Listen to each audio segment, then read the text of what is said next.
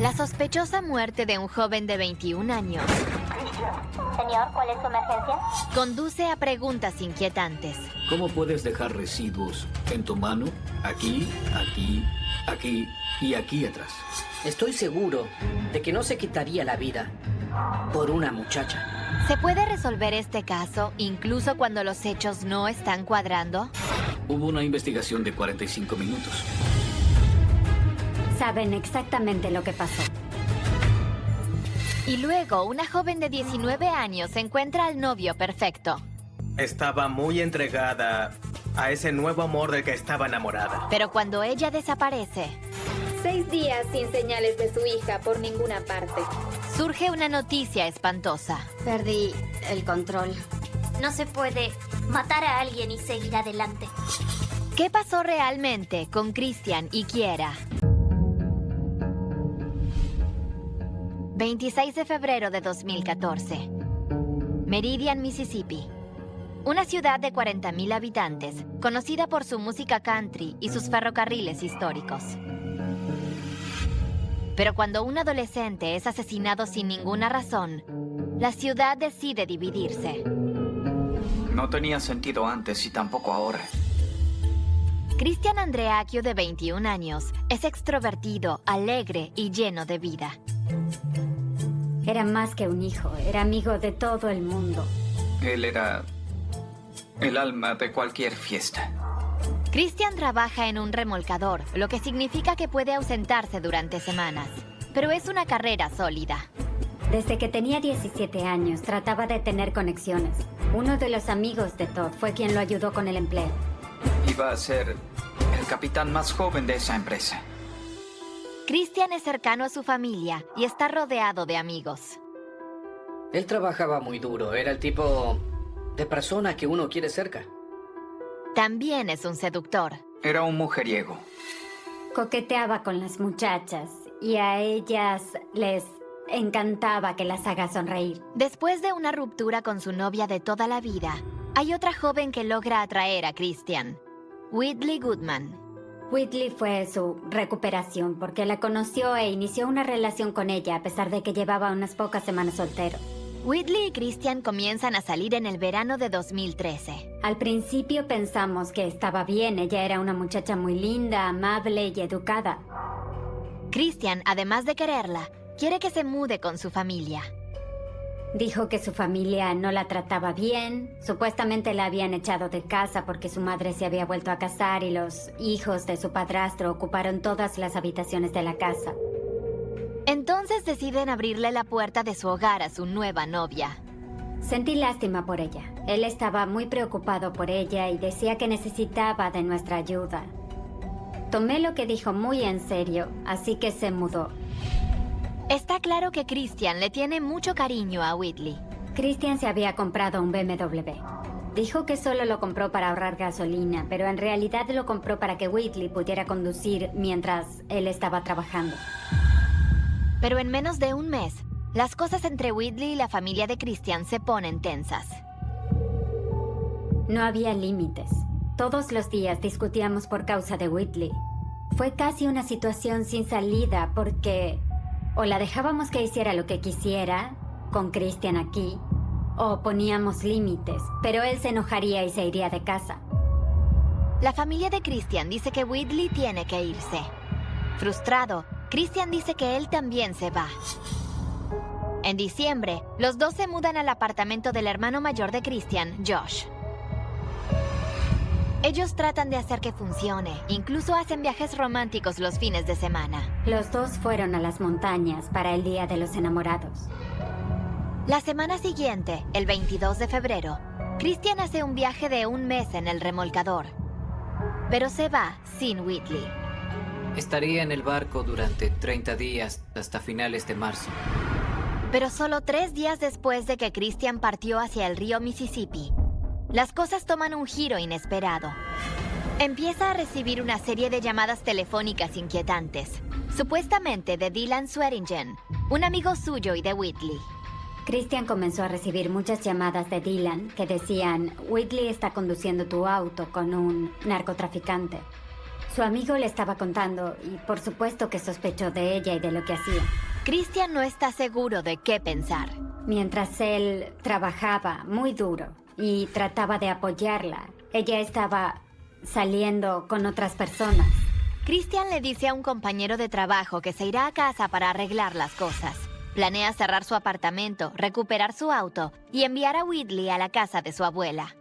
Entonces, en la mañana del 26 de febrero, se prepara para dejar el barco. Christian siempre fue sensato. Pensaba muy bien en todo antes de reaccionar. Creo que nada le haría hacer que bajara del barco. Christian le avisa a su capitán que no va a tardar mucho. Dice que regresará a las 5:30 para el cambio de tripulación. Tuve una conversación con él la mañana del día 26, en la que me dijo, estoy subiéndome a un barco, más tarde te vuelvo a llamar, te amo. Esa conversación duró como 4 minutos. La madre de Christian no tiene la menor idea de que será la última vez que oirá la voz de su hijo. A las 8 de la mañana, Dylan recoge a Christian en un puerto de Nueva Orleans. Conducen 320 kilómetros de regreso al apartamento de Christian en Meridian y llegan al mediodía. Whitley está ahí y según Dylan, la pareja inmediatamente comienza a discutir. Dylan dijo que se sentía incómodo con ellos peleando, así que se fue del lugar. Y Dylan dice que cuando regresa después de varias horas, se encuentra con que algo terrible sucedió. Christian. Señor, ¿cuál es su emergencia? Tenemos un suicidio. ¿Un suicidio? Sí, señora. ¿Sabe cómo sucedió o si hay algún arma cerca? Creo que se disparó. ¿Se disparó a sí mismo? Sí, señora. Salí para ir a la tienda. Y él se fue al baño. Pensé que se duchaba. Ok, ¿dijo que iba a hacer esto o...? No, señora. Ok. A las 5:05 de la tarde, los detectives llegan al apartamento de Christian. Lo encuentran arrodillado en el piso de un baño de arriba, con el cuerpo desplomado sobre la bañera, los brazos a los costados y con una sola herida de bala en la cabeza. A las 5:43 aparece el jefe de policía de Meridian y menos de 45 minutos después de que comienza la investigación, ordena a los detectives que declaren oficialmente la muerte como un suicidio. Solo lo vieron y decidieron irse y cerrar el caso porque decían que era un suicidio. Un oficial le da a la familia de Christian la devastadora noticia. Mi papá llamó y dijo que teníamos que volver a casa porque hubo una tragedia. Yo no entendía nada y él dijo, vuelve a casa, por favor, es una tragedia con uno de tus hijos. No tengo muchos recuerdos después de eso. Creo que estaba un poco choqueada. ¿Por qué un ambicioso y exitoso joven de 21 años se quitaría la vida? Para la familia de Christian no tiene ningún sentido. Había hablado con Christian esa mañana y no fue nada fuera de lo común. No, imposible. Incluso cuando estábamos trabajando y teníamos malos momentos, él nunca se deprimía. Siempre estaba alegre y haciendo sonreír a la gente. Él era ese tipo de persona. Así que, ¿por qué iba a suicidarse? Entonces, ¿qué tienen que decir Whitley y Dylan? Fueron las últimas personas en ver a Christian con vida. Whitley le dice a la policía que estaba durmiendo y que no escuchó el disparo. Estamos hablando de un apartamento de 75 metros cuadrados. ¿Cómo no van a escuchar un disparo de una pistola calibre 45 estando a 10 metros de ella? Dylan dice que no estaba ahí cuando Christian murió. Después de irse de compras, dice que regresó y encontró a Whitley dormida y a Christian muerto en el baño de arriba. Él abrió la puerta y ve a Christian desplomado en la bañera. Llama a Whitley, que está arriba. Ella supuestamente corrió al baño y abrazó a Christian.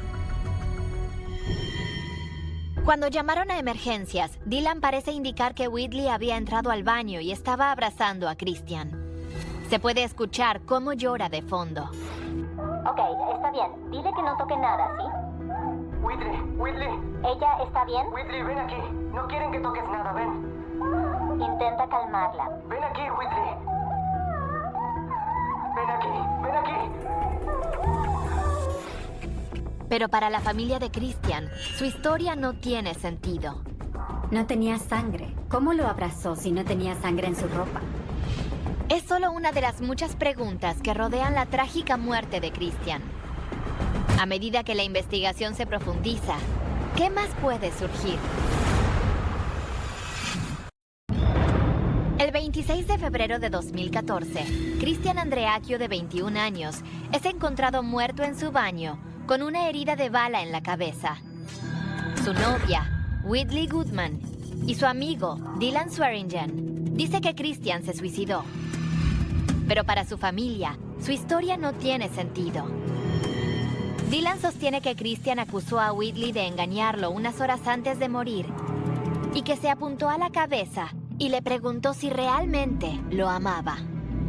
Él dijo que se mataría si ella terminaba con él. Así no era Christian. Estoy seguro de que no se quitaría la vida por una muchacha. Pero los investigadores estatales encuentran una serie de mensajes románticos entre Christian y Whitley, en los que parece dispuesto a hacer precisamente eso, suicidarse por una muchacha. Christian le envía a Whitley un mensaje a las 2:39 de la mañana del 26 de febrero, el día en que muere, que dice: matémonos y terminemos con esto de una vez. Y 7 minutos después, dice: si no resolvemos esto cuando llegue al apartamento, me pondré la pistola en la boca y terminaré con esto. Pero la familia descubre que la configuración de fecha y hora en un iPhone 4, como el que tenía Christian, se puede restablecer para que parezca que los mensajes se enviaron antes de lo que realmente fueron, y dicen que Dylan sabe cómo hacerlo. Dylan tenía experiencia con los iPhones. Así era como se ganaba su dinero. Quitaba todas las restricciones de Apple y arreglaba y vendía iPhones. La familia cree que Christian murió apenas llegó a Meridian alrededor del mediodía, mucho antes de la llamada a emergencias, a las 4:45. La familia se pregunta qué pasaría si Dylan y Whitley fueron los que escribieron los mensajes y los enviaron desde el teléfono de Christian cuando él ya estaba muerto. Tuvieron acceso a su teléfono durante horas. Tuvieron muchas oportunidades para manipular y pensar en los supuestos hechos. Entonces, en nuestra opinión, sabemos que la gente dirá, bueno, por supuesto que no quieres tener en cuenta los mensajes de texto porque va en contra de lo que quieres y lo que crees. Pero ellos tuvieron muchas oportunidades para manipular y pensar en los supuestos hechos. Como eran mensajes enviados de un iPhone, no aparecen en la factura final. Es un sistema muy diferente, así que no hay forma, no hay manera alguna de descubrir quién envió esos mensajes. Excepto si tuviéramos el teléfono de ella. El teléfono que estaba dañado y desaparecido. Pero como no tenemos su teléfono y no aparece en ningún registro, porque eran mensajes de iPhone, no hay forma de saber si Christian envió o no esos mensajes. Pero no ha surgido ninguna evidencia que demuestre que Whitley o Dylan alteraron algo en el teléfono de Christian. ¿Otra posible alerta? Las historias de Dylan y Whitley no parecen coincidir. Cuando los detectives le preguntan a Whitley si Christian alguna vez habló de suicidarse, ella responde, creo que no. E incluso hay más. Cuando la policía revisa los residuos de disparos, no solo aparecen en las manos de Christian, sino también en las de Dylan y Whitley. ¿Cómo puedes dejar residuos en tu mano aquí, aquí, aquí, aquí y aquí atrás, si nunca entraste al baño? Dylan no tenía motivos para tener residuos en sus manos porque dijo que no estaba en el apartamento cuando sucedió. Whitley dijo que estaba dormida, así que tampoco debería tener residuos en las manos. Pero Whitley afirma que tiene una explicación. Les dijo a los investigadores que la noche anterior había salido a practicar tiro. Pero después de que la policía de Meridian la interrogó por primera vez, nunca más la volvieron a interrogar. Así que nunca se estableció si el residuo del arma era compatible con el arma que mató a Christian. Convencida de que algo no está bien, la madre de Christian le pide a la policía que investigue un poco más. Prácticamente les pedí que reabrieran el caso e investigaran un poco más. Pero me dijeron que ya estaba cerrado porque fue un suicidio y no podían hacer nada más. Desesperada por una investigación justa, la familia de Christian contrata a detectives independientes, como Max Mace, un ex detective de policía que ahora trabaja como investigador privado. Su experiencia aclara las dudas más importantes de la familia. La policía no puede simplemente concluir que fue un suicidio o un homicidio, sin antes investigar a fondo el resultado final de la investigación que determina los hechos, y en este caso, hubo una investigación de apenas 45 minutos. Y cuando analiza las fotos de la escena del crimen, sus sospechas aumentan. Christian era diestro y el disparo estaba en su sien derecha, pero el arma se encuentra debajo del muslo izquierdo. Si disparara en la cabeza con una pistola calibre 45, después de dispararse, mueve su arma hasta aquí y cae sobre la bañera y ahí queda el arma, ¿qué sentido tiene eso? Y las preguntas siguen aumentando. Una de las cosas que faltaba era el teléfono. Le habían preguntado a Whitley por el teléfono, pero dijo que no sabía dónde estaba. Y la policía dijo, entonces nadie se va de aquí hasta encontrarlo. De repente, Whitley mete la mano en su bolso y saca el teléfono. Eso no impresiona a los investigadores del caso, al punto de hacerlos dudar un poco. La familia de Christian también busca la ayuda del Dr. Jonathan Arden, un renombrado patólogo forense, que trabajó en casos importantes, como el del francotirador de DC y el ataque con Anthrax en Capitol Hill. A él también le preocupa en cómo está posicionada el arma. No hay forma alguna de que pueda imaginármelo sosteniendo el arma con su mano derecha, apoyándola en su sien derecha, disparándose a la cabeza y luego deslizando el arma entre su pierna izquierda y la parte exterior de la bañera. Y nota algo muy extraño en la posición del cuerpo de Christian. La forma en que lo encontraron, inclinado hacia la bañera, con la cabeza adentro, pero con los brazos afuera, no tiene ningún sentido. También se pregunta por qué el arma fue encontrada sin el seguro. Esta es una pistola semiautomática y la naturaleza de esas pistolas es que cuando se aprieta el gatillo y se dispara, el arma expulsa la carcasa del cartucho gastado y recarga la siguiente ronda. El martillo de esta pistola no estaba abajo cuando lo descubrieron. Entonces, alguien tuvo que manipular esa pistola para desbloquear o destrabar el martillo. Todo esto lleva al Dr. Arden a una conclusión siniestra. Se movió. Prepararon la escena del crimen para que pareciera un suicidio. Hay una clara evidencia de que este caso se trata de un homicidio. Está claro que no fue un suicidio. Además del Dr. Arden, varios expertos independientes concluyen que Christian claramente no se quitó la vida.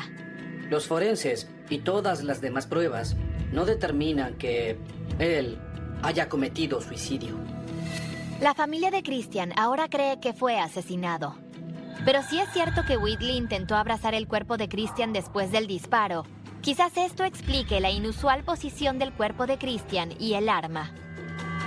Y a medida que la familia de Christian y sus investigadores examinan las pruebas, surge otra pista.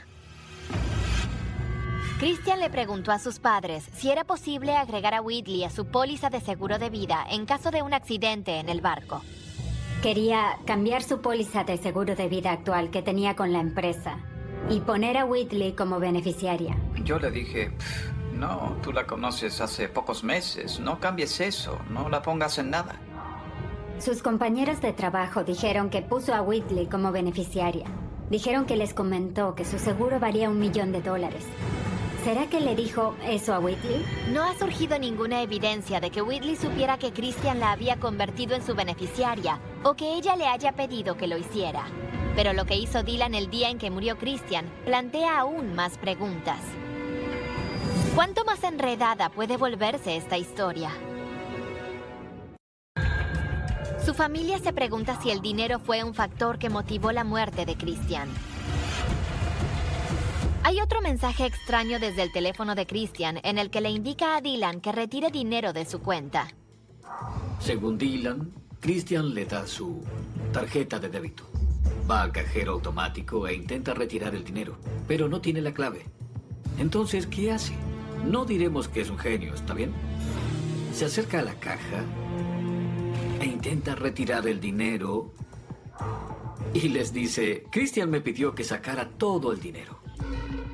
Pero Dylan y Whitley siguen insistiendo en que Christian se quitó la vida y en que no hay nada sospechoso con respecto a su asesinato o sus acciones en torno a su muerte.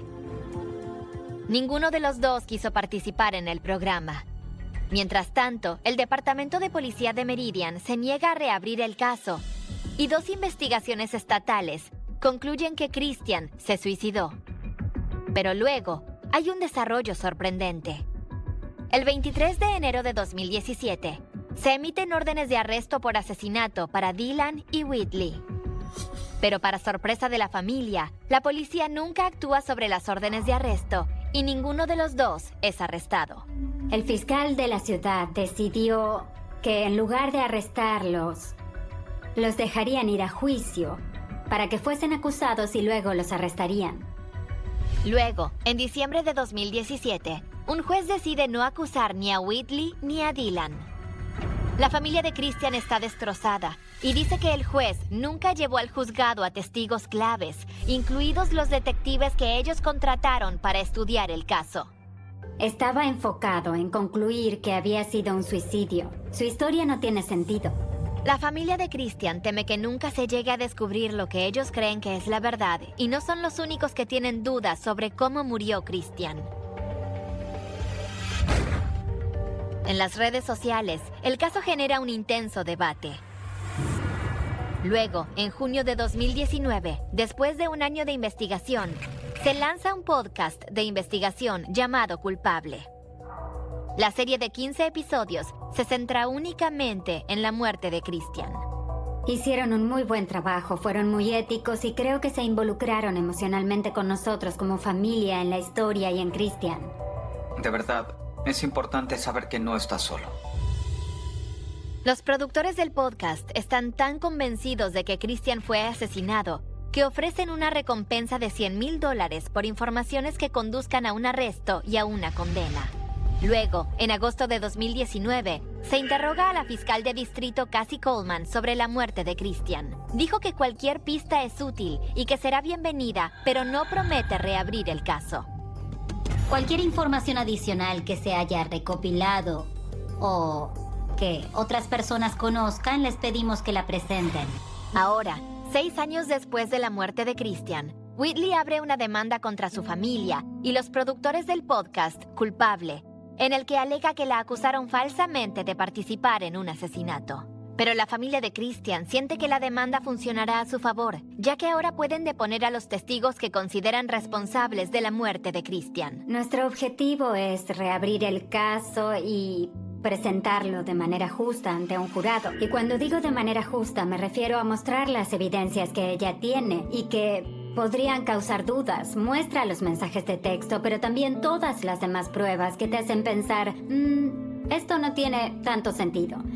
Eso es algo que nunca se ha hecho. Queremos que se presenten todas las evidencias. Incluso preguntamos si podíamos estar presentes. Y la respuesta fue no. Preguntamos si podíamos tener un taquígrafo judicial porque no hay registro de los procedimientos. Y otra vez dijeron que no. Entonces estábamos bloqueados de todas las formas para saber lo que decían. Queremos que venga otra fiscal para poder resolver este caso.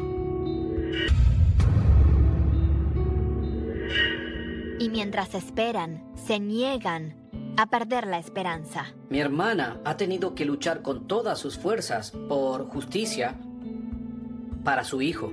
La historia de Christian no va a ser lo que ellos quieren que sea. Va a ser lo que es. Todavía estamos esperando el último capítulo y me niego a dejar que lo escriban ellos. Sabes, él lo escribirá.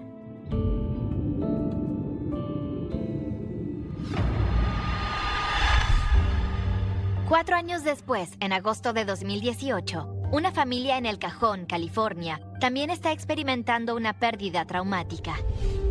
Esta es la ciudad natal de Kiera Bergman, de 19 años, una joven de buen corazón y con múltiples talentos de una familia muy unida. Y esta es la última foto de ella.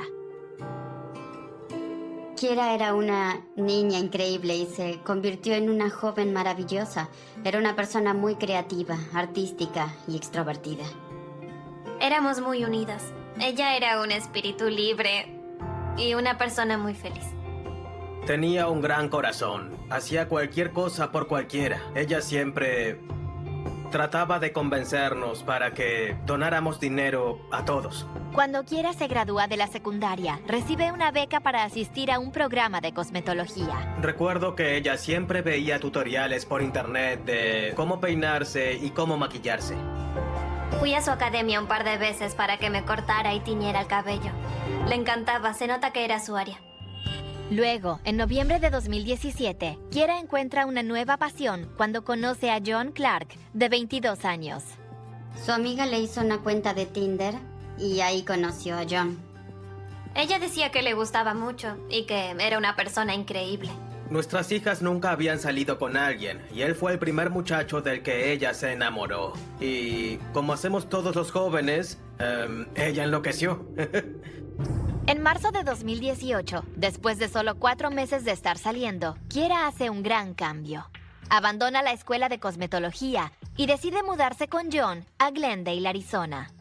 Quedamos sorprendidos. Él quería volver a Phoenix, donde vivía antes, así que ella decidió que se iría con él. Ella tenía solo un amigo que vivía ahí, pero no tenía quien la apoyara.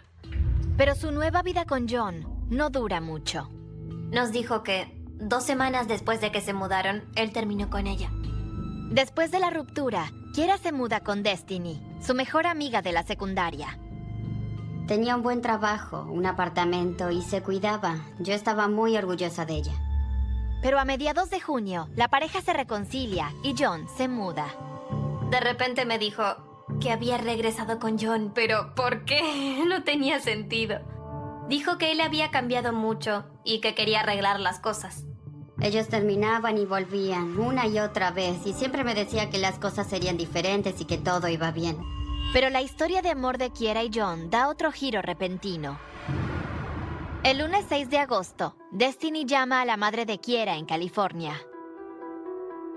Dice que no ve a Kiera hace 2 días. Me dijo que Kiera estaba desaparecida y que no había ido a trabajar. Entré en pánico. Le dije, espera, ¿cómo que no la ves desde hace 2 días? Era raro que no fuese al trabajo y que tampoco llamara a nadie. Ella no era así y nunca haría eso. La familia de Kiera siente de inmediato que algo anda muy mal. Están desesperados por saber dónde está Kiera. El lunes 6 de agosto de 2018, la compañera de cuarto de Kiera, Destiny, presenta el informe de persona desaparecida en la comisaría de Phoenix. Kiera fue vista por última vez 2 días antes, el 4 de agosto. Ese día, Destiny recibió un extraño mensaje de texto de Kiera a la 1:57 de la tarde. Le envié un mensaje diciéndole que se había ido. El mensaje dice: Amiga, mi teléfono está casi sin batería, pero estoy harta de John. Conocí a alguien hace un par de días cuando fui a una tienda. Quedamos en vernos, así que estoy en su casa. Cuando vuelva a cargar mi teléfono te llamo. Asegúrate de que John se vaya. Me parecía raro. Como su madre, sé que ella no se iría con un muchacho cualquiera. Y la forma en que está escrito el mensaje es aún más extraña. Ella no enviaba más de 2 líneas y abreviaba las palabras. Ella no enviaba textos largos. Dado que el texto dice que Kiera se fue para estar con un muchacho que conoció hace poco, los detectives deben considerar la posibilidad de que haya desaparecido por su propia voluntad. Está huyendo, es una adulta que se va por su propia voluntad, o hay algo mucho más grave. Algo sobre la desaparición de Kiera no tiene sentido. Dejó su bolso, las llaves del auto, sus tarjetas de crédito. ¿Por qué se olvidaría de todo eso? Lo único que falta es el teléfono de Kiera. Familiares y amigos intentan comunicarse con ella, pero su teléfono está apagado. Al día siguiente, la familia de Kiera hace el viaje de 5 horas desde El Cajón hasta Glendale. Organizamos grupos de búsqueda y colgamos volantes por toda la comunidad, pero sabía que teníamos que hacer algo. Los primeros días son los peores. La hermana de Kiera crea una página de Facebook y comienza a usar el hashtag Regresen a Kiera. Después de 6 días sin mensajes ni llamadas o señales de su hija por ningún lado, están suplicando por respuestas. Pasa una semana y todavía nadie ha visto ni ha tenido noticias de Kiera. El sábado 11 de agosto, familiares y amigos realizan una vigilia de esperanza. Amigos, colegas de trabajo y vecinos asistieron a la vigilia. A medida que pasan los días sin noticias de Kiera, la policía comienza a dudar de que se haya ido por su cuenta. Haciendo memoria, la familia de Kiera se da cuenta de que algo estaba mal justo antes de que ella desapareciera. Pasó de ser la persona feliz que siempre era a ser una persona retraída. Ya no compartía mucho y no la veíamos con tanta frecuencia. Se convirtió en una persona muy diferente. Creen que la personalidad de Kiera comenzó a cambiar cuando su novio, John Clark, tomó más control sobre su vida. Sentí que algo estaba mal con él. Kiera estaba actuando diferente. Por ejemplo, si le hacíamos una pregunta, él la miraba y contestaba por ella. Todo lo que ella hacía, él tenía que estar al tanto. Estaba pendiente de todo lo que hacía en todo momento. Incluso Destiny comentó que no la dejaba ir sola al supermercado. Tenía que acompañarla. La policía persigue a John. Él les dice que vio a Kiera el día que desapareció y que recibió un mensaje de texto de ella a las 10:27 de la mañana, en el que le pedía que la recogiera del trabajo porque no se sentía bien.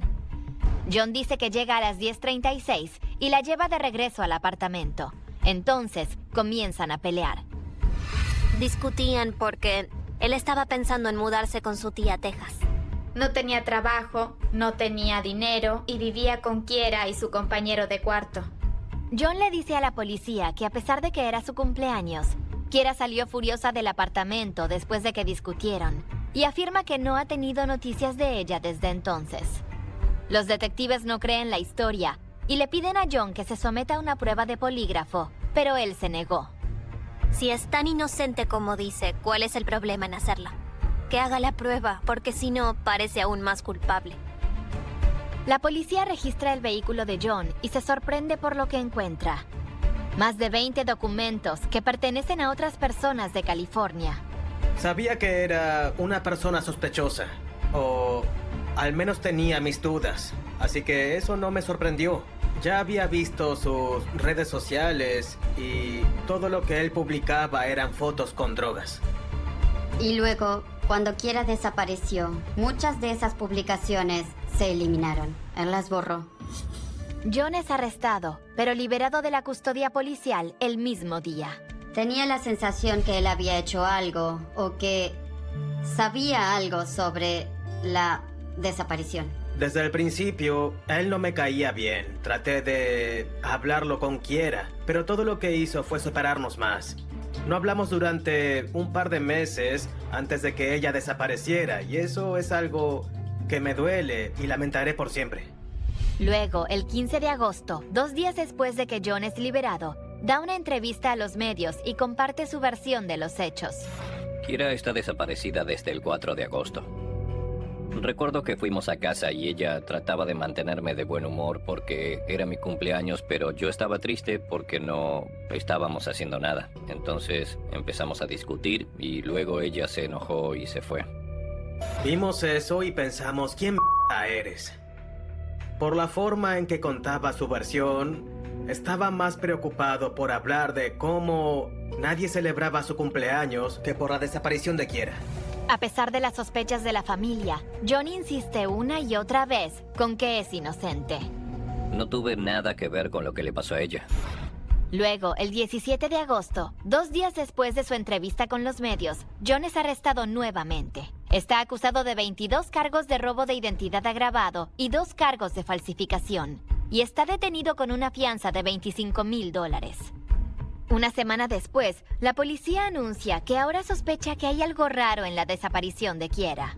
Me asusté mucho, porque eso significaba que ella podría estar muerta y que yo nunca volvería a hablar, ver o hacer nada con mi hermana otra vez. Pasan 2 semanas y Kiera sigue desaparecida. Pero el 3 de septiembre, en un tramo desolado de la carretera a casi 80 kilómetros de la ciudad, un ciclista hace un descubrimiento espantoso. Encontraron un cuerpo en descomposición y obviamente llamaron a la policía. 2 días después, los restos finalmente son identificados. Es Kiera. Esta mañana los detectives llamaron a la familia Bergman y les dieron la peor noticia posible. Su pequeña niña murió. Atendí el teléfono y el detective se presentó. Me preguntó si estaba sentada. En el momento en que me dijo eso, supe lo que vendría después y rompí en llanto. Ella colgó el teléfono y comenzó a llorar desesperada. Por un momento no entendía, pero luego lo supe. Comencé a llorar y... fue horrible, nunca olvidaré eso. Debido a que ha pasado tanto tiempo, la causa exacta de la muerte no está determinada. Pero una cosa es segura. En ese momento era obvio que se trataba de un homicidio, que era deliberado y que alguien era responsable de su desaparición y su muerte. Recuerdo haber pensado qué tipo de persona, ni siquiera persona, porque eso lo haría un animal, podría hacer algo tan horrible y después dejar el cuerpo ahí tirado. Los detectives vuelven a centrarse en la última persona que se sabe que vio a Kiera con vida, su novio, John Clark. En ese momento, John todavía está en la cárcel por cargos de robo de identidad y falsificación. Los detectives lo llaman para preguntarle por Kiera por segunda vez. Los detectives hablaron con John y le dijeron dónde se encontró el cuerpo de Kiera. Le preguntaron si conocía la autopista y él les dijo que sí. Cuando los detectives le informan a John dónde se encontró el cuerpo de Kiera, inmediatamente solicita un abogado. El tiempo que estuvo desaparecida, yo tuve la sensación de que John sabía o tenía algo que ver con su muerte. Un periodista me preguntó si creía que John estaba involucrado y respondí que sí. El 11 de septiembre de 2018, John es acusado del asesinato de Kiera. La policía cita a un testigo anónimo que afirma que John tenía un historial de violencia contra Kiera. El testigo afirma, en una ocasión, se observó que Kiera tenía hematomas en el cuerpo y que John sujetaba a Kiera con una mano entre el pecho y la garganta. Más adelante, se revela que el testigo es la mejor amiga de Kiera, Destiny. En los documentos judiciales, la compañera de cuarto le dijo a la policía que John era muy controlador y que siempre fue un problema durante toda su relación. Siempre hubo muchas discusiones.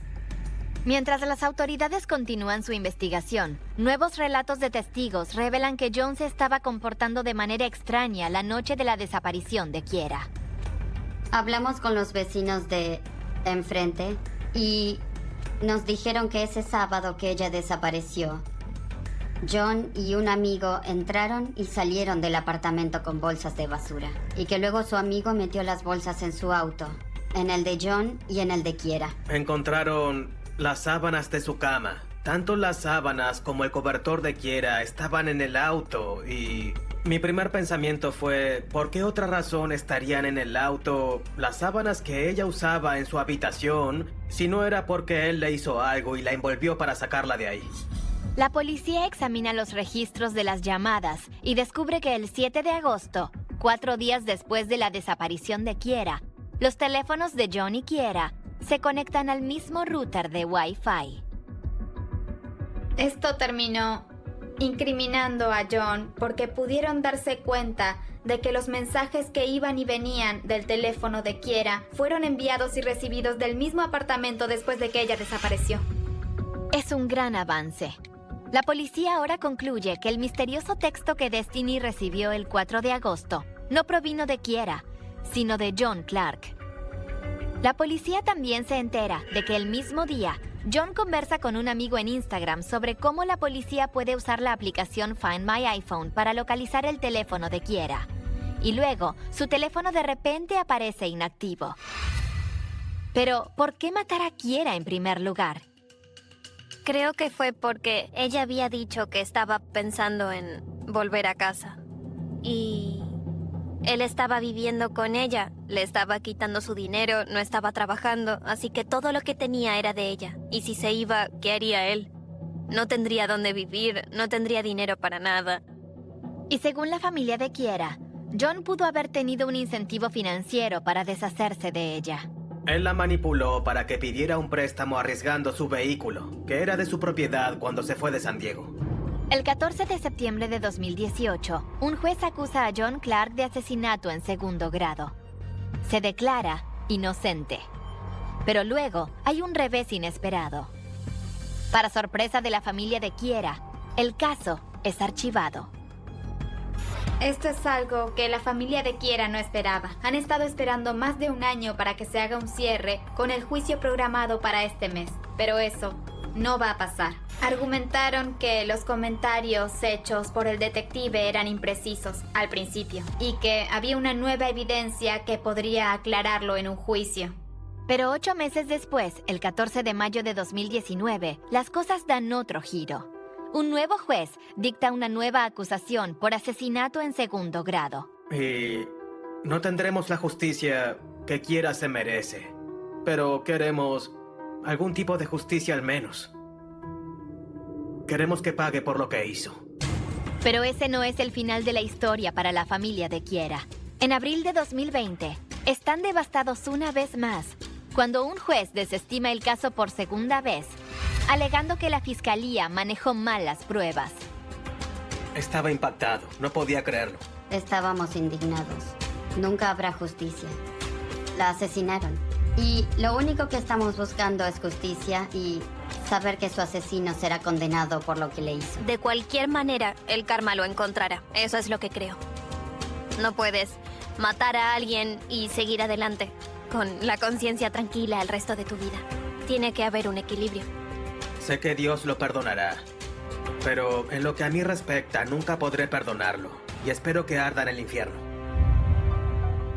Kirsten mantiene viva la memoria de su hija, ayudando a otras víctimas de violencia doméstica. Ha recolectado miles de donaciones. Ella sufría violencia doméstica. Así que solo quiero decir que si estás en una situación como esa, sé que da miedo y sé que sientes que nadie te va a entender o ayudar o que incluso te darán la espalda. Pero no tengas miedo, porque estamos todos aquí. No quiero que esto pase más. Y mientras continúan esperando justicia, los seres queridos de Kiera dicen que siempre sentirán el dolor de perder a una persona increíble que murió demasiado joven. Es muy difícil saber que al menos en la Tierra nunca volveré a ver o hablar con mi hija. Es muy difícil vivir con eso. Lo que me ayudó a aceptarlo fue tener fe en Dios y saber que ella está en el cielo y que la volveré a ver. Ella tenía 19 años. A esa edad tienes un futuro, tienes toda la vida por delante. Siento que le quitaron mucho. No solo su vida, sino sus esperanzas, sus sueños y todo lo que quería hacer. La extraño mucho. Doblado al español en BSI Ibiza.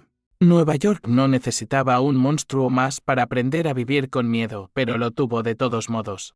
A finales de los años 80 y principios de los 90, la ciudad y sus bordes respiraban un aire de desgaste, de velocidad enferma, de ruido constante, de noches que parecían no terminar nunca. Había barrios enteros donde la luz de los neones no iluminaba, apenas maquillaba. Había avenidas húmedas de lluvia vieja, estaciones de servicio abiertas a horas en que la mayoría de la gente decente ya estaba durmiendo, moteles de paso con alfombras cansadas. Carreteras donde el tráfico nocturno parecía una corriente oscura arrastrando a quienes no tenían a dónde ir. Y en ese paisaje, entre el rumor de la ciudad, el humo pegado a la ropa y la indiferencia que crece en los lugares donde todo parece suceder al mismo tiempo, un hombre avanzaba casi sin llamar la atención. No porque fuera particularmente brillante, no porque tuviera el carisma del depredador que fascina a la prensa. Avanzaba porque entendió una verdad terrible, una verdad que esta historia obliga a mirar de frente. Hay víctimas a las que el sistema busca con urgencia. Y hay otras cuya desaparición apenas altera el pulso del mundo. Ese fue el terreno donde Joel Rifkin encontró espacio para matar, no solo en la oscuridad física de una ciudad inmensa, sino en una oscuridad moral más profunda, más humillante, más persistente. La oscuridad de saber que algunas mujeres podían desaparecer y tardar demasiado en convertirse en noticia, en prioridad, en duelo público, en escándalo nacional. Ese es el verdadero gancho de este caso. No es únicamente la cifra, ni el espanto frío de un asesino serial operando cerca de la capital del ruido, del dinero y de la televisión. Es la brutal revelación de que la violencia encuentra menos resistencia cuando cae sobre quienes ya viven en el borde de la visibilidad. Porque Joel Rifkin no cazó en un mundo protegido. Cazó entre mujeres vulnerables, muchas de ellas trabajadoras sexuales, mujeres atravesadas por la pobreza, por la adicción, por la precariedad, por el abandono de instituciones que deberían haber visto antes, protegido antes, respondido antes. Y cuando uno entra en esta historia, lo primero que siente no es solo horror. Es vergüenza. Vergüenza social. Vergüenza colectiva. Porque un depredador así no se mueve solamente gracias a su voluntad de matar. Se mueve también gracias a las grietas que los demás toleran. Gracias a las ausencias que ya estaban allí antes de que él llegara. Gracias a esa costumbre infame de mirar ciertas vidas como si valieran menos, como si su pérdida fuera una estadística y no una devastación. Imagine por un momento la ciudad en aquellos años. No la postal. No el brillo orgulloso del skyline ni la música triunfal de los anuncios.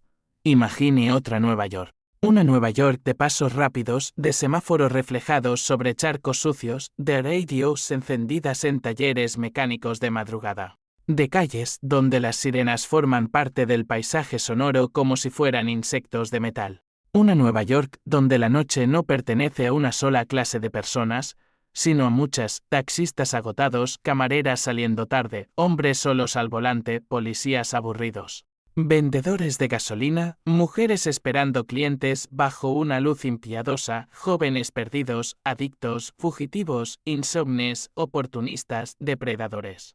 Es en ese mundo donde empieza esta historia. No en una mansión aislada, ni en una carretera vacía del interior, sino en la proximidad bruta entre lo cotidiano y lo siniestro.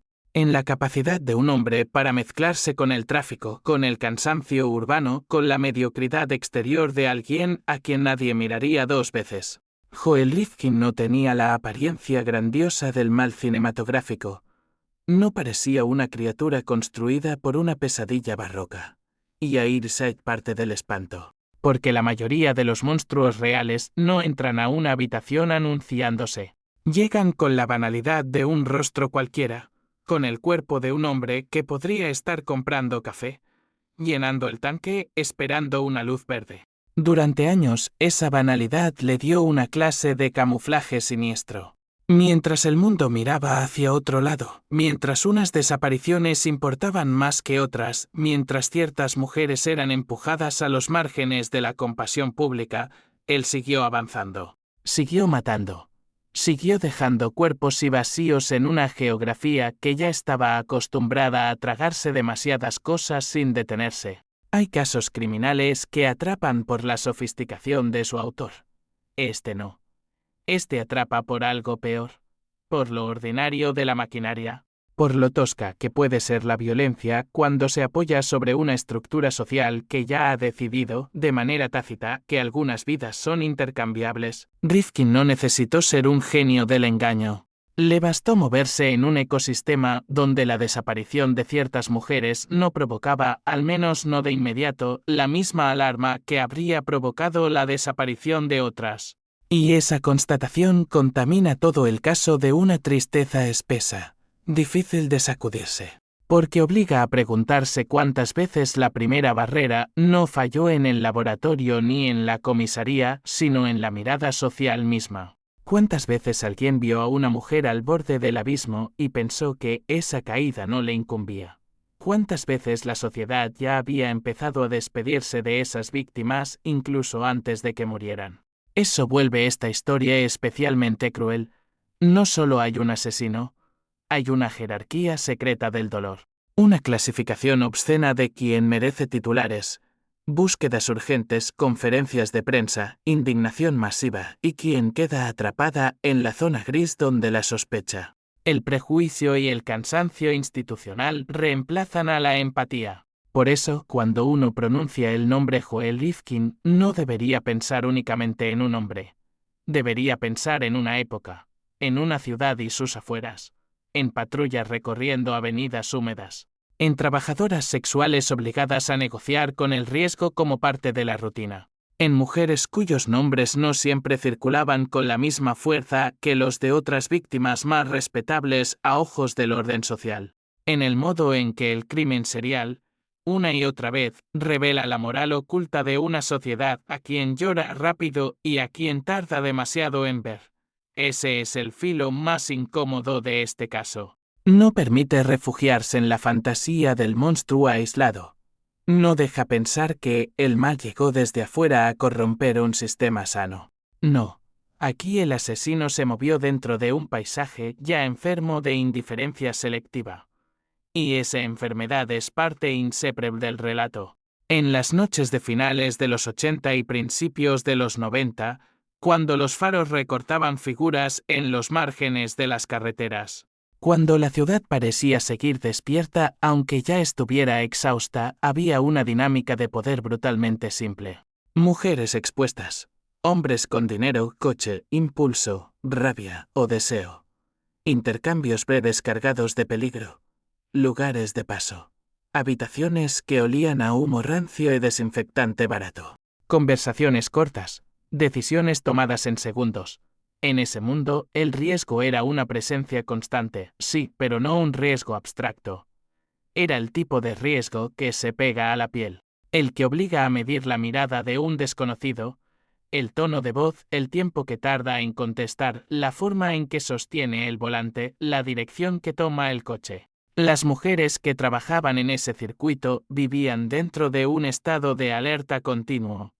Y aún así, ese estado de alerta no bastaba. Porque la vulnerabilidad no depende solo de lo que una persona percibe, sino del respaldo real que tenga detrás si algo sale mal. Y muchas de ellas estaban, en términos prácticos, espantosamente solas. El sistema no se apresuraba por ellas. Las calles no las protegían. La compasión pública solía venir tarde o no venir. Esa intemperie social fue el escenario perfecto para alguien como Rifkin. No porque él inventara la desigualdad, sino porque supo utilizarla. Supo encontrar un tipo de víctima cuyo sufrimiento era más fácil de desoír, cuya desaparición podía confundirse con movilidad, con fuga, con adicción, con caos personal. Con la clase de desorden que el mundo considera esperable en vidas castigadas. Ahí hay una ferocidad adicional. No solo eligió mujeres vulnerables. Eligió un contexto donde esa vulnerabilidad ya había sido normalizada. Como si la violencia extrema no fuera más que la última estación de una larga cadena de desamparos previos. Y mientras tanto, la ciudad seguía. Siempre sigue. Ese es otro elemento brutal del gancho. Mientras un asesino se movía, el mundo continuaba con una naturalidad ofensiva. Los informativos cambiaban de tema. Los trenes seguían llegando. Los bares seguían cerrando tarde. Los puentes seguían tragando coches. La gente seguía comprando periódicos, discutiendo deportes, pagando facturas, planeando fines de semana. El horror, cuando se reparte entre víctimas que viven en los márgenes, puede convivir durante demasiado tiempo con la normalidad de los demás. Puede instalarse sin hacer suficiente ruido en el centro de la conciencia pública. Puede crecer a la sombra de esa maquinaria inmensa que es una ciudad incapaz de detenerse. Y eso fue exactamente lo que ocurrió. Lo que esta historia promete desde su primer paso no es solo el retrato de una cadena de asesinatos. Promete algo más hondo y más incómodo, una autopsia de la ceguera. Porque cada caso así nos obliga a formular preguntas que nadie quiere responder con sinceridad. ¿Habría durado tanto si todas las víctimas hubieran sido estudiantes universitarias de barrios acomodados? ¿Habría habido la misma lentitud, la misma ambigüedad, la misma dispersión en la atención? ¿Habría reaccionado igual la ciudad? ¿Habrían temblado igual los noticieros, las alcaldías, las comisarías, las sobremesas familiares? El nombre Joel Rifkin abre también esa puerta. Nos obliga a entrar a un cuarto donde la violencia contra las mujeres vulnerables no aparece como anomalía absoluta, sino como la consecuencia más extrema de una desvalorización previa. Y por eso esta historia, desde el inicio, pesa distinto. No es solo miedo. Es una forma de culpa compartida. Incluso el paisaje parece saberlo. Long Island, los bordes industriales, las rutas, las áreas de paso. Los lugares donde un cuerpo puede parecer por unas horas o por unos días apenas un problema logístico antes de ser reconocido como una catástrofe humana. Todo en esta historia tiene algo de periferia moral. No solo los espacios físicos, sino también los espacios simbólicos. Las víctimas habitan una periferia en la imaginación social, y el asesino convierte esa periferia en método. Los casos más perturbadores no siempre son los más enigmáticos, a veces son los que revelan una simplicidad insoportable. Un hombre con violencia dentro. Un grupo de mujeres poco defendidas por el sistema. Una ciudad demasiado ocupada para mirar de frente. Una cadena que avanza. Una suma de silencios. Eso basta. Y quizá por eso el nombre de Joel Rifkin sigue produciendo una incomodidad tan particular. Porque no permite una distancia cómoda. No deja pensar que la historia pertenece a un mundo ajeno.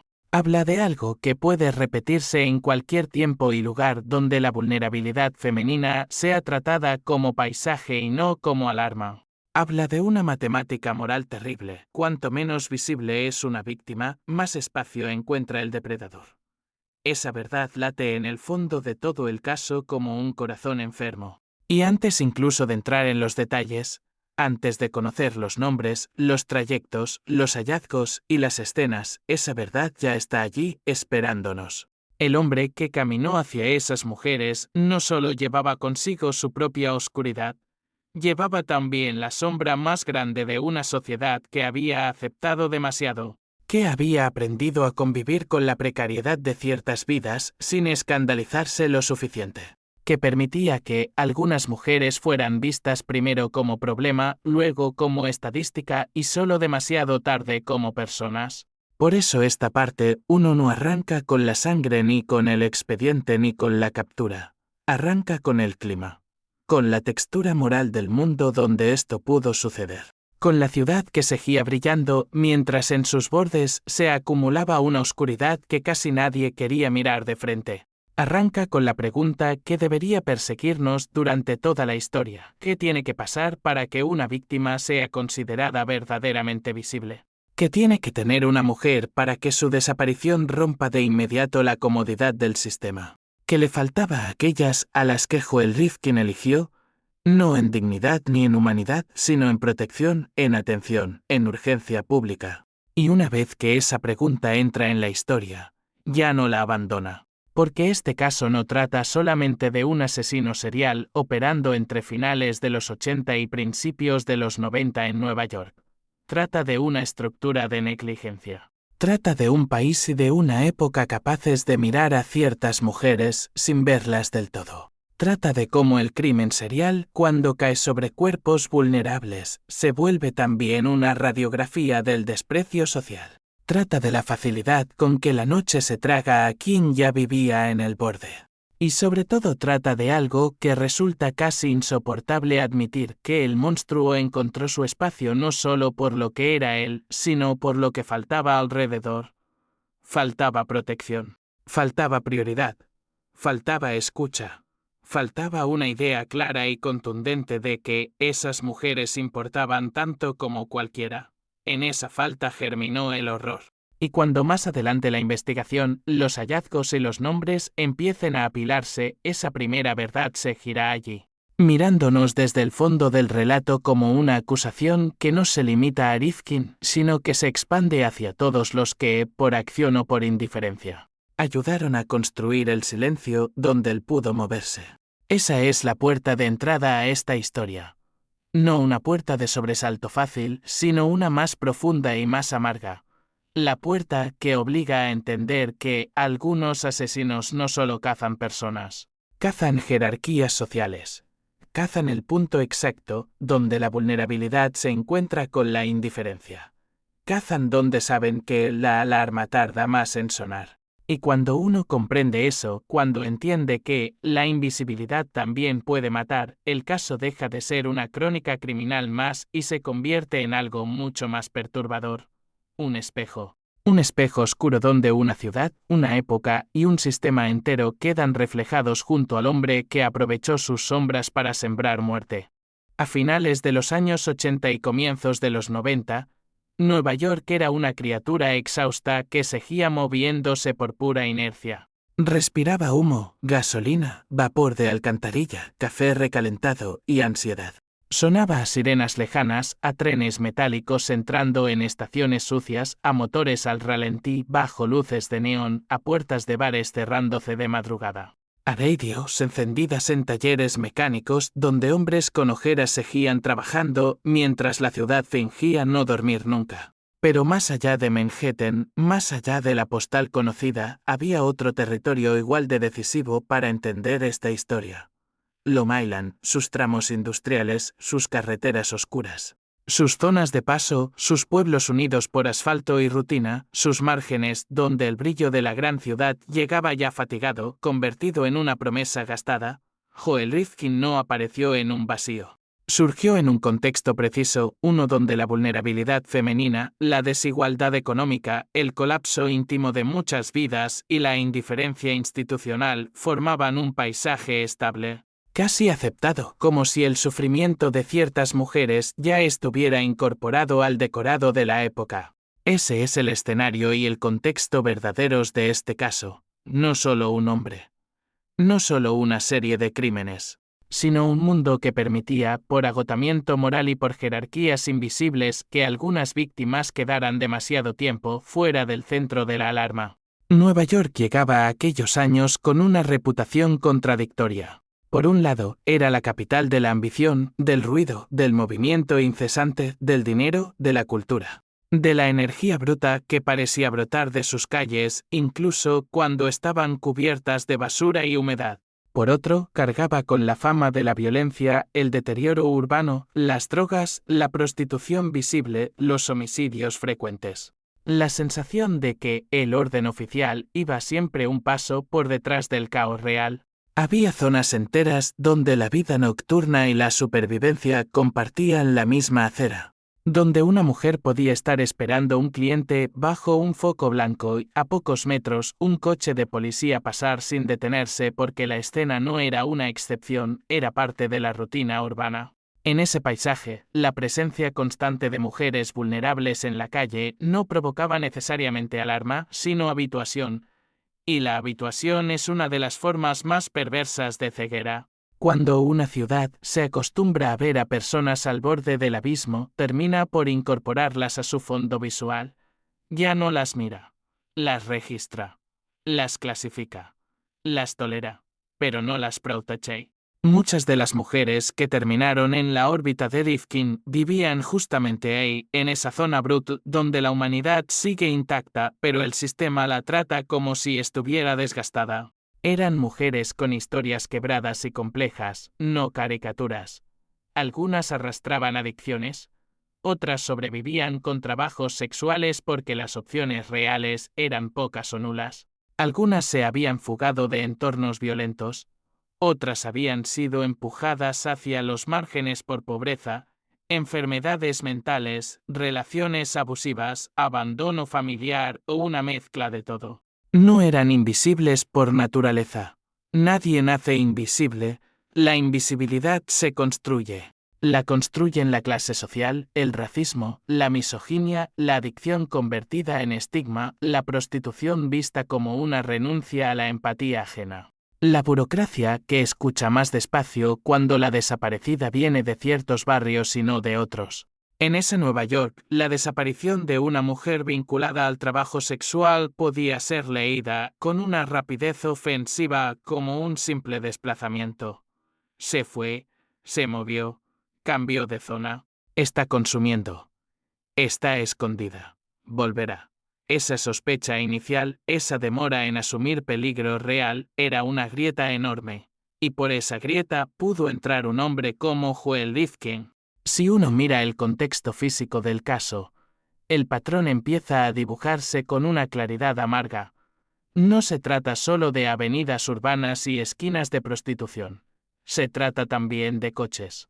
Del automóvil como espacio intermedio entre la calle y el encierro. Del vehículo como promesa de dinero rápido, como refugio aparente del frío, como cápsula móvil donde la transacción puede volverse trampa. Se trata de moteles baratos, de habitaciones que huelen a cigarro viejo y detergente, de carreteras que salen de la ciudad y se internan en zonas menos visibles. De áreas industriales donde nadie pregunta demasiado, de descampados, de lugares donde abandonar un cuerpo resulta más fácil precisamente porque esos paisajes ya están asociados al descarte.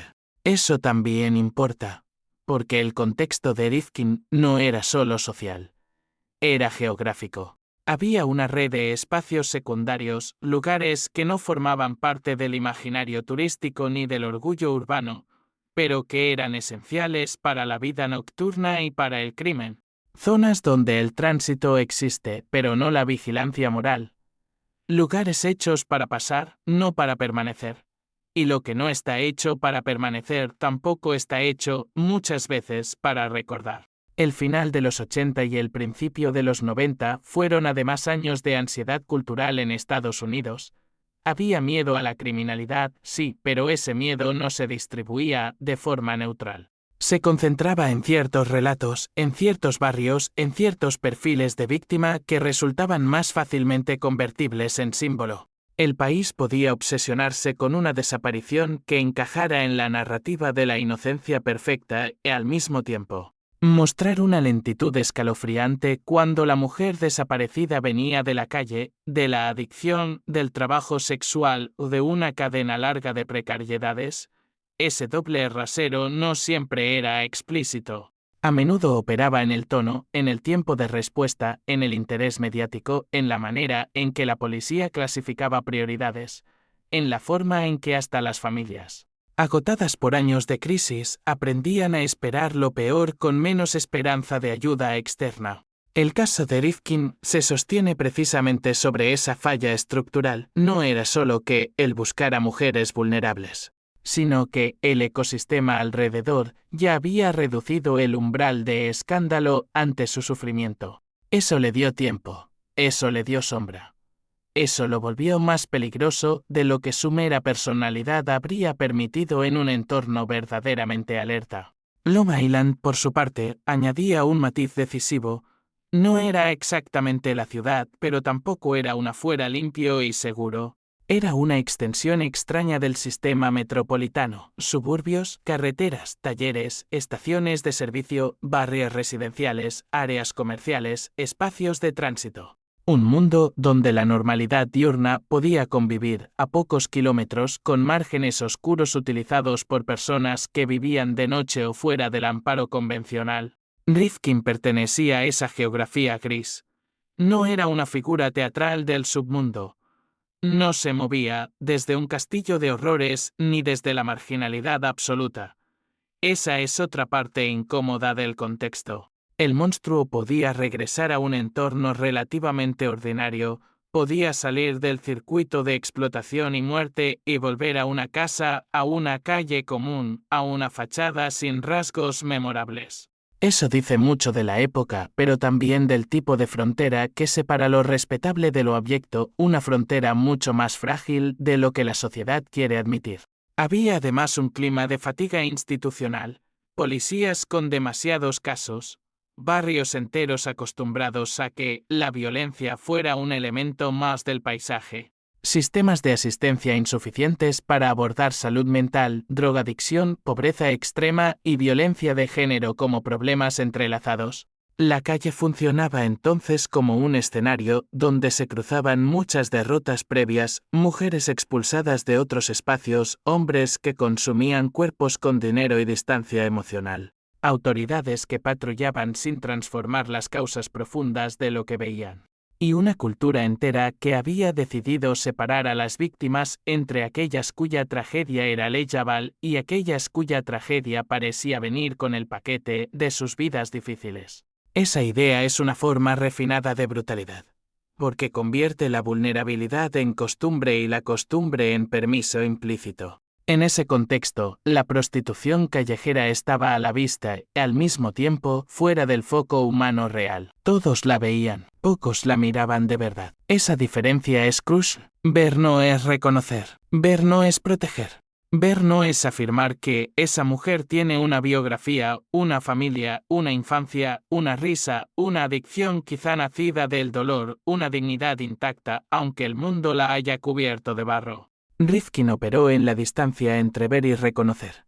Allí encontró su ventaja. No porque fuera un estratega prodigioso, sino porque la indiferencia colectiva hace parecer inteligente a la simple depredación. Cuando la presa está desamparada por diseño social, el cazador necesita menos talento del que la leyenda posterior le atribuye. Esto vuelve el caso más sombrío, porque destruye la fantasía tranquilizadora de que solo seres excepcionalmente astutos pueden matar durante mucho tiempo. A veces basta con escoger a quienes nadie defiende con suficiente rapidez. También importa entender el contexto masculino de la época.